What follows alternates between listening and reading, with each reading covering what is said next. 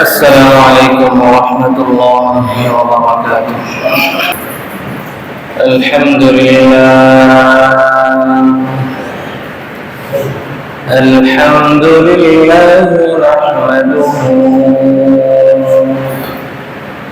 ونستعينه ونستغفره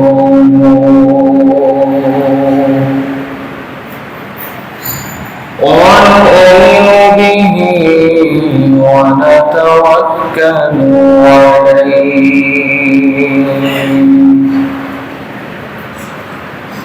ونعوذ بالله من شرور أنفسنا ومن سيئات أعمالنا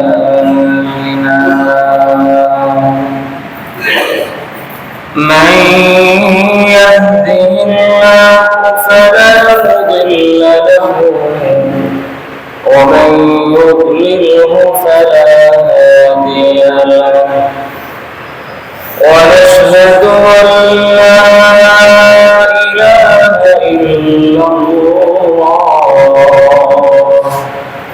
وحده لا شريك له ونشهد أن سيدنا وسندنا وحبيب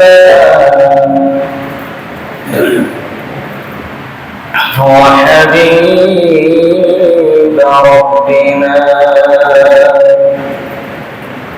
وطبيبنا وطبيب قلوبنا وأولانا ومولانا محمدا عبده ورسوله صلى الله تعالى عليه وعلى آله وأصحابه وبارك وسلم تسليما كثيرا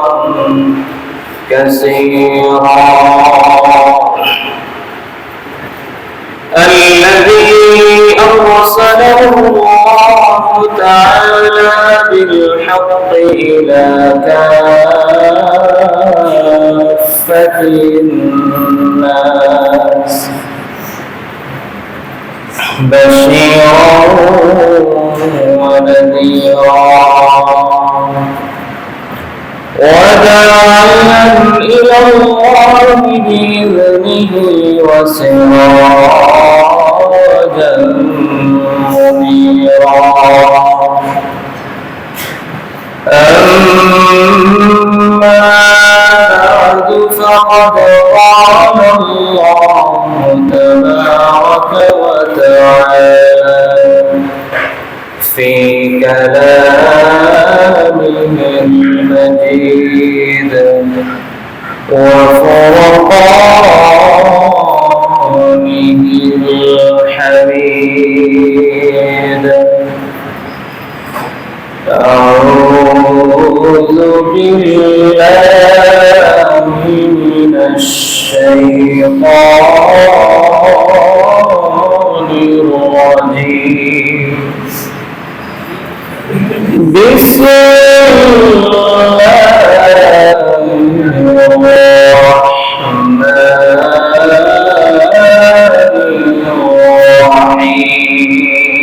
الرحيم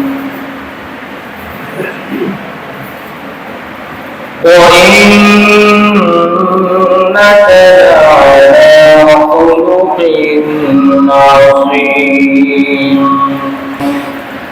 صدق الله مولانا العظيم وصدق رسوله النبي الأمي الأمين الكريم ونحن على ذلك لمن الشاهدين والشاكرين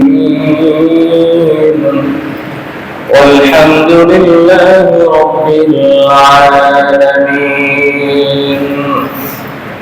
درود شريف পড়ে اللهم صل على محمد وعلى آل محمد كما صليت على إبراهيم وعلى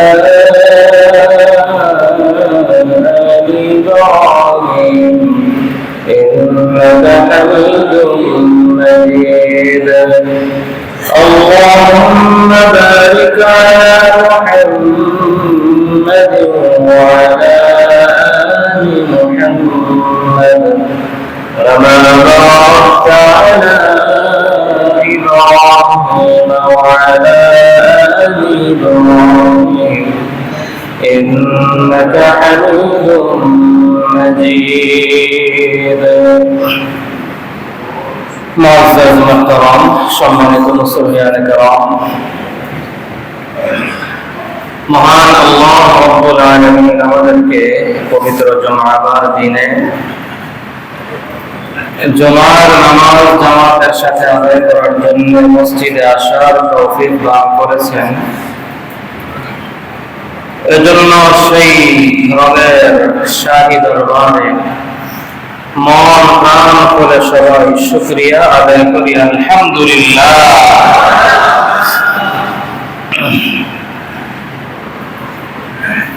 মুহাম্মদুর রাসূলুল্লাহ সাল্লাল্লাহু আলাইহি ওয়াসাল্লামের সিরাত নিয়ে জীবন আদর্শ নিয়ে আলোচনা চলছিল।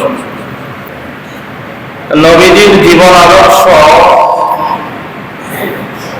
উম্মতের জন্য দুনিয়া আখিরাতের একমাত্র সফলতা অর্জনের মাধ্যম।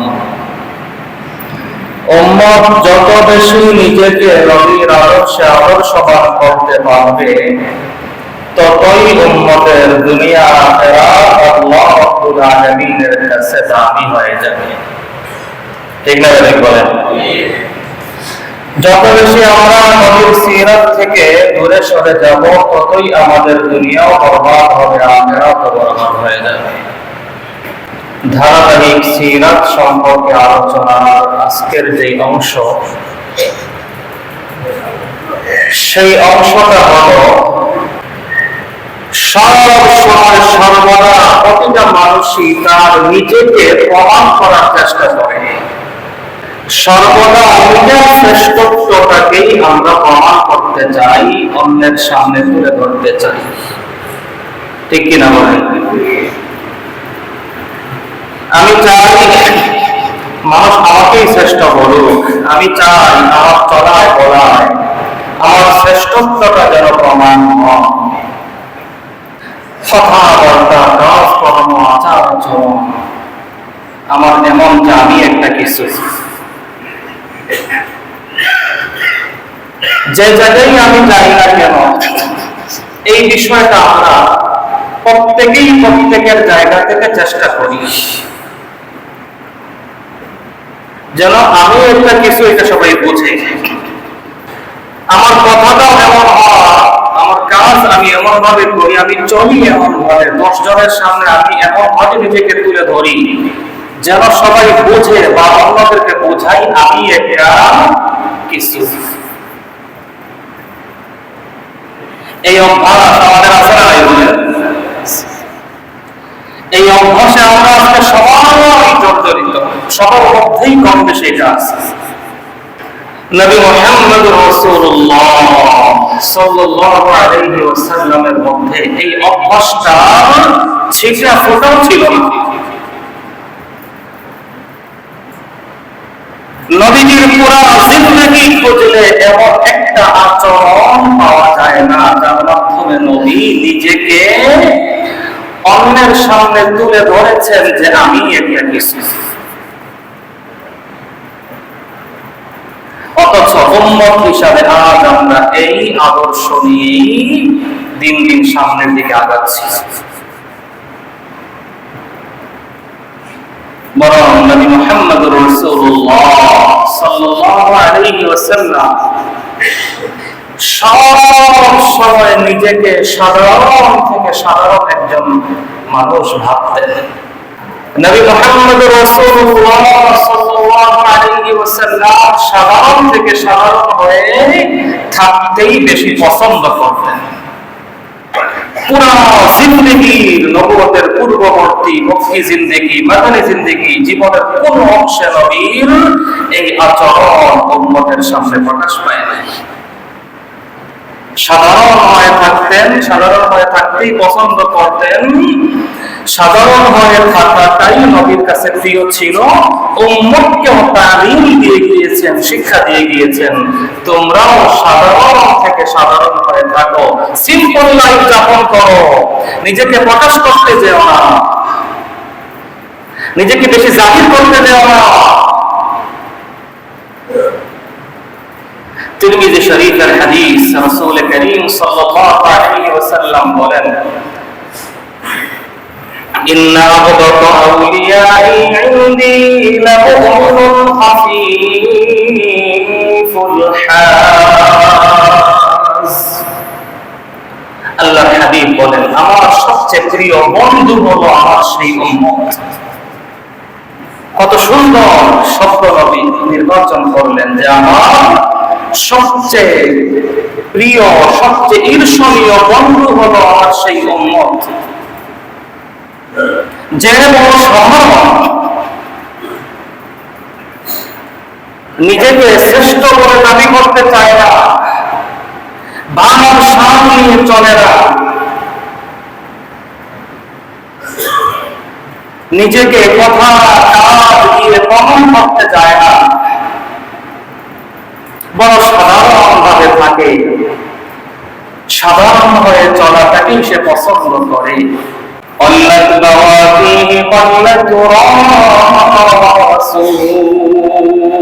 এত সাধারণ হয়ে সে চলে, এত সাধারণ জীবন যাপন সে করে।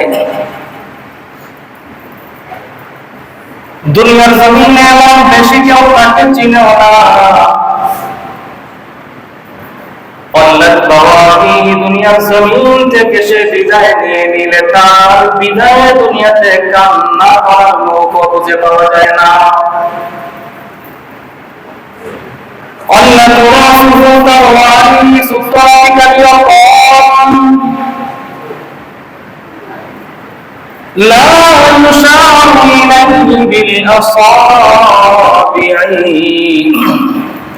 রাস্তা দিয়ে সমাজে যখন সে চলে, পিছন দিক থেকে কেউ আঙুল দিয়ে ইশারা করে দেখায় না এই যে অমুকে যাচ্ছে, এমন কোন অবস্থান তার নাই, বড় সাধারণ সে। আল্লাহ রাসূল বলেন,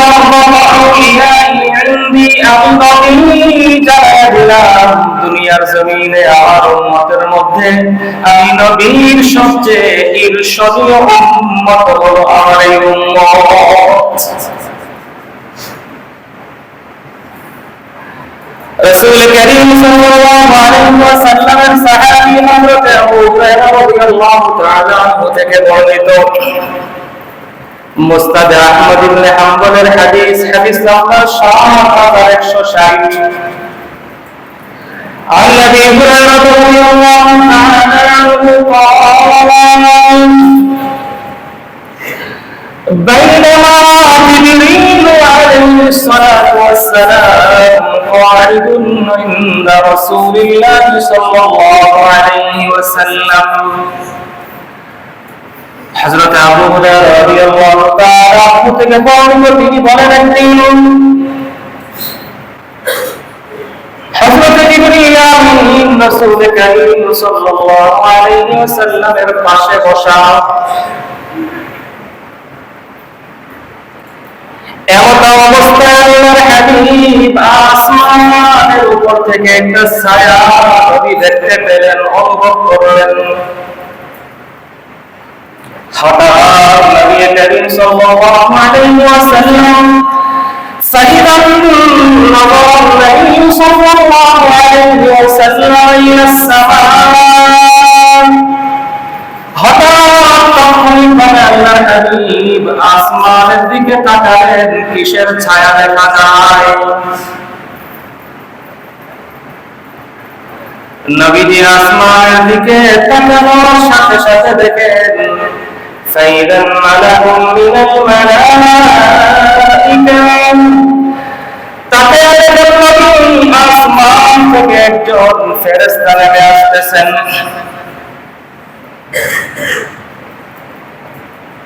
হযরত জিবরিল আমিন আল্লাহর নবীর পাশে বসে আছেন।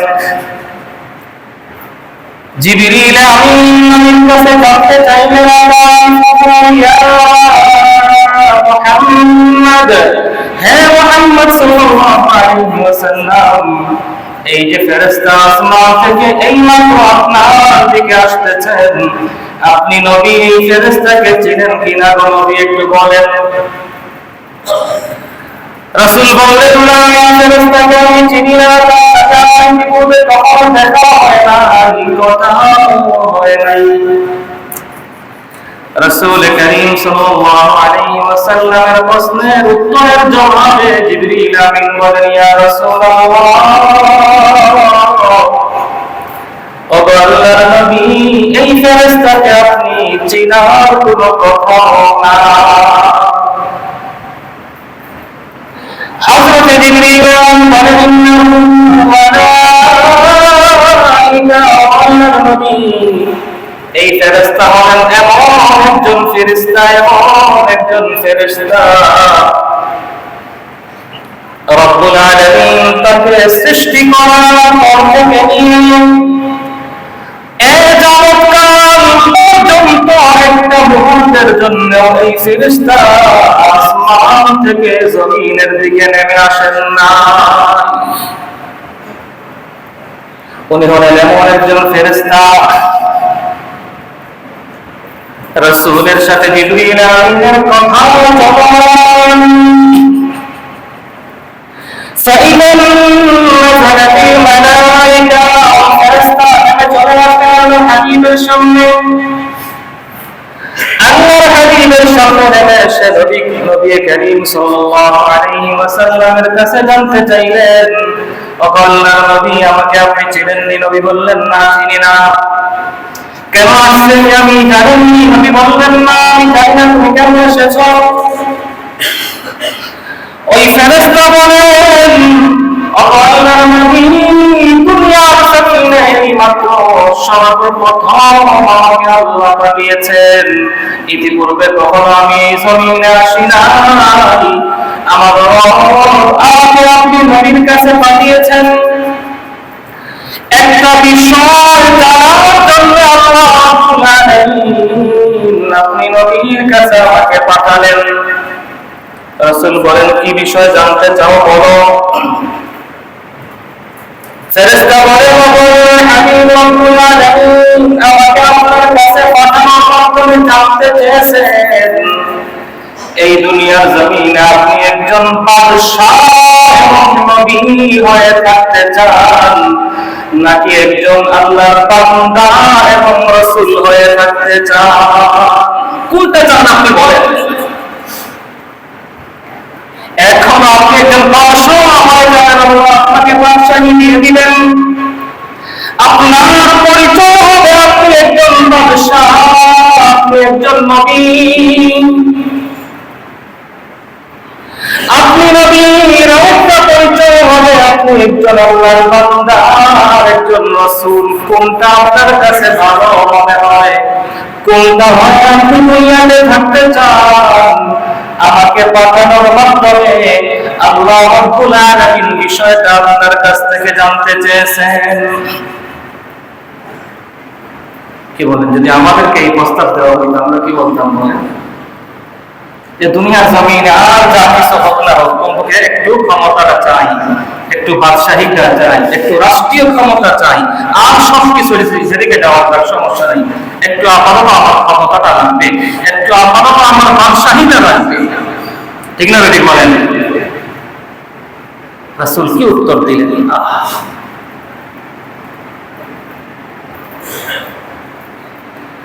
আল্লাহর হাবিব জানান দিলেন, ফেরেশতা যাও, আল্লাহ রাব্বুল আলামিন ভালোভাবে জানেন, তিনি আমার দ্বীন সম্পর্কে জানেন, তিনি দেখেন, তিনি অভ্যন্তরীণ বিষয় তেমন জানেন, প্রকাশ্য বিষয় তিনি তেমন জানেন। লা ইয়াখফা আলাইহি শাইউন ফিল আরদি ওয়ালা ফিস সামা। আমার রবের কাছে আসমান এবং জমিনের কোনো বিষয় গোপন থাকে না। ইন্নাহু আলিমুন বিযাতিস সুদূর। আমার রব এই দিনের মধ্যে কি লুকিয়ে আছে সেটাও জানেন, ঠিক না ঠিক বলেন? তিনি জানেন, তবুও তিনি তোমাকে আমার কাছে পাঠানোর মাধ্যমে জানতে চেয়েছেন, যাও তুমি কি আমার আল্লাহ রাব্বুল আলামিনকে জানায় দাও এই জমিনে আমি নবী একজন আল্লাহর বান্দা এবং রাসূল হয়ে থাকাটাকেই বেশি পছন্দ করি। যাও আমার আল্লাহকে বলো আল্লাহ যেন আমাকে এই জমিনে একজন তার বান্দা এবং রাসূল হয়ে থাকার তৌফিক দান করে। আল্লাহ যেন আমাকে তৌফিক দিয়ে দেন, যেন আমি একজন তার বান্দা এবং তার রাসূল হয়ে থাকতে পারি। দরকার নেই আমার বাদশাহী, একজন বাদশাহ এবং নবী হওয়ার দরকার নেই আমার, একজন বান্দা এবং একজন রাসূল আমি হতে চাই, এটাই আমার কাছে পছন্দ।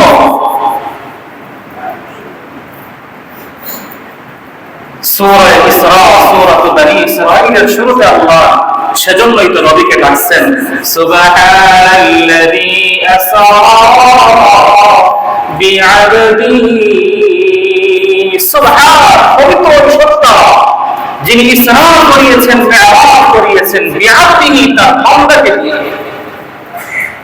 আল্লাহ বিরাসূলিহি বলেন নাই, তার রাসূলকে দিয়ে বলেন নাই, আল্লাহ বলেন বিআবদিহি তার বান্দাকে দিয়ে। রাসূল জানায় দিলেন আল্লাহ আমি আপনার একজন বান্দা হতে চাই, আপনার একজন বান্দা এবং রাসূল হতে চাই, এর বেশি কিছু আমি চাই না। সাধারণ থেকে সাধারণ থাকতে চাই।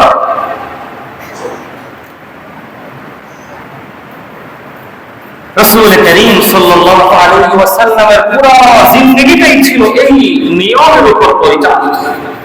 কখনো কোন সফরে স্বাভাবিকভাবে কোথাও নবী করিম সাল্লাল্লাহু আলাইহি ওয়াসাল্লামের জিন্দেগিতে কোনো ভাবসাব ছিল না, কোনো ইকো ছিল না,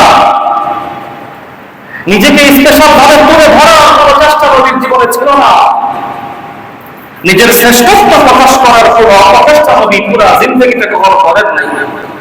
তো নবী করিম সাল্লাল্লাহু আলাইহি ওয়াসাল্লামের অবস্থা ছিল এমন, কোন একজন মানুষ,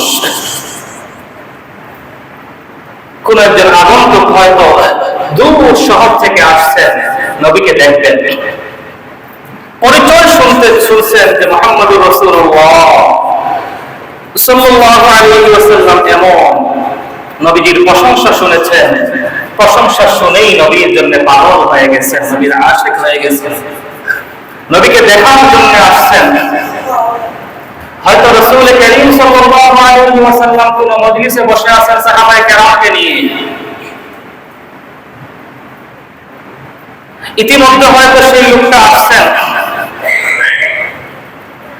নবীজি সাহাবায়ে কেরামদেরকে নিয়ে কোন মজলিসে যখন বসতেন, সাহাবায়ে কেরামের সামনে এমন ভাবে মিলেমিশে সাধারণ থেকে সাধারণ হয়ে নবীজি বসতেন, পৃথিবীর কারো পক্ষে চিহ্নিত করা সম্ভব ছিল না যে এদের মধ্যে উনি হলেন মুহাম্মদুর রাসূলুল্লাহ সাল্লাল্লাহু আলাইহি ওয়াসাল্লাম। এত সাধারণ ছিল নবীজির জীবন। নবী মুহাম্মদুর রাসূলুল্লাহ সাল্লাল্লাহু আলাইহি ওয়াসাল্লাম তার চেয়ে বড় ক্ষমতাশীল, তার চেয়ে বড় ভাব, আজমতের মালিক এই দুনিয়ার জমিনে আল্লাহ কাকে বানিয়েছিলেন বলেন? ছিল না কোনো ভাব। এমন ভাবে বসতেন সাহাবায়ে কেরামের মজলিসের মধ্যে, লা ইয়ারিফুহু আহাদুন, অচেনা কেউ চিনতেও পারত না কে মুহাম্মদ, যার কারণে কেউ আসলে, দূর থেকে আসলে, অচেনা কেউ আসলে এসে বলতো মা মিনকুম মুহাম্মদ, তোমাদের মধ্যে মুহাম্মদ কে? সাল্লাল্লাহু আলাইহি ওয়াসাল্লাম।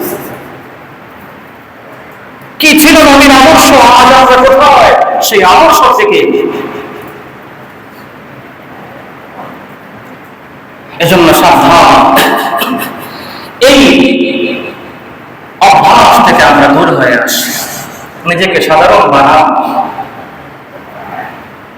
নিজের ভাবের খেলায় আরেকজনকে কষ্ট না দেই। আর সব ভাব দেখানোর জায়গা হয়ে গেছে মসজিদ।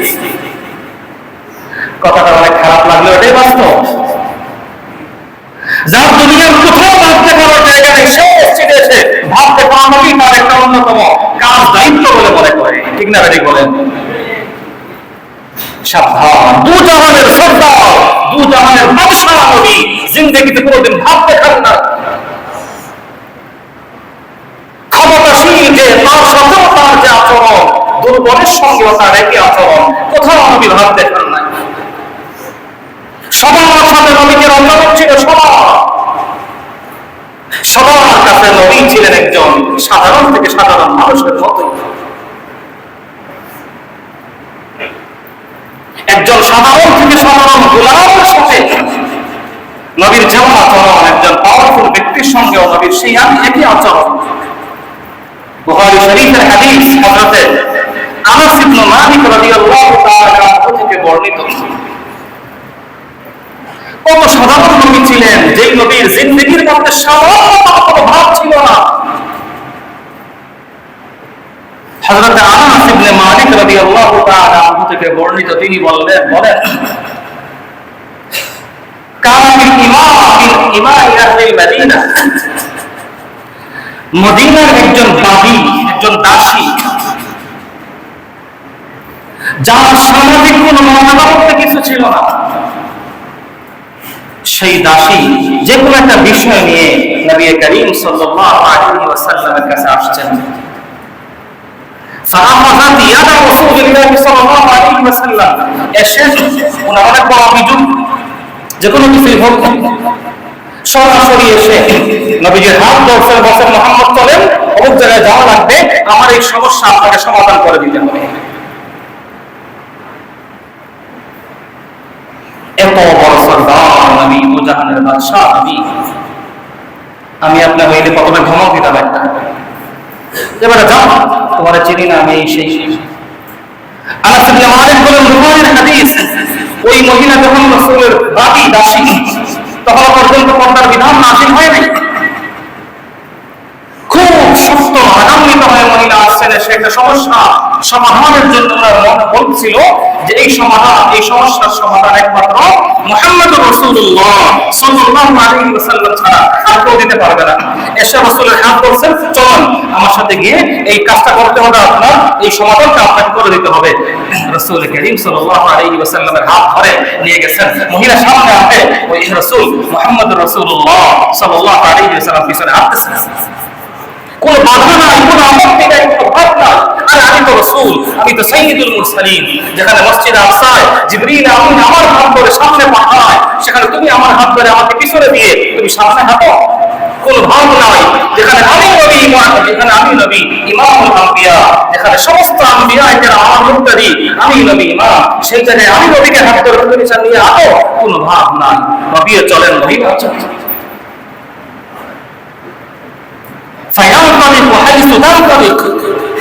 যেদিকে মহিলা হতে রাসূল হতে, কত সাধারণ নবী ছিলেন, ছিল না তার মধ্যে কোন ধরনের কোন ভাব, ছিল না এক্সট্রা নিজেকে জাহির করার মতো কোন ধরনের কোন কিছু। আল্লাহ রাব্বুল আলামিন আমাদেরকে সেই মহান আদর্শের মালিক, সেই মহান আদর্শবান মুহাম্মদ মুস্তাফা সাল্লাল্লাহু আলাইহি ওয়াসাল্লামের আদর্শবান হওয়ার তৌফিক দান করুন। আমিন। ওয়া আখিরু দাওয়ানা আলহামদুলিল্লাহি রাব্বিল আলামিন।